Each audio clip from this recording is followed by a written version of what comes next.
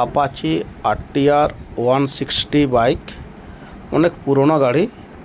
এর সমস্যা হচ্ছিল বারবার পিছনের চাকার বেরিং ভাঙছে, ঢিলা হয়ে যাচ্ছে, কারণ বেরিংটা বসছে যে হুইলটাতে সেই জায়গাটা অনেকটা প্লে হয়ে গেছে।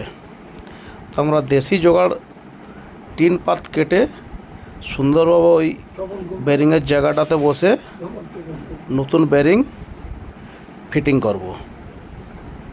এই দেখুন টিন পাত বসানো চলছে।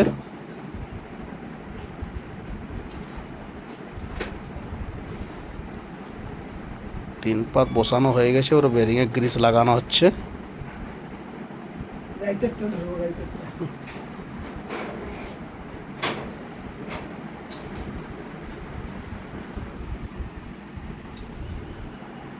এই বেরিং ফিটিংস করছি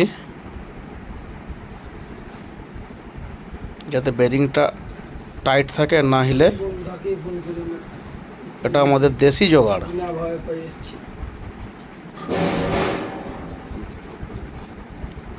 এই দেখুন সুন্দরভাবে বেরিংটা ফিটিংস হয়ে যাবে। এই দেখুন খুব টাইটভাবে গেল। ফেক কোম্পানির বেরিং।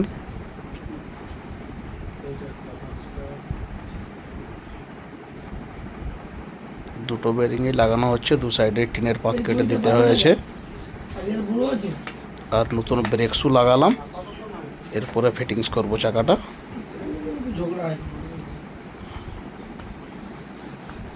এই যে চাকাটা লাগালাম, একটুকু দেখুন হেলে না, খুব প্রিয় হয়ে গেছে, খুব সুন্দর ফিটিংস হয়ে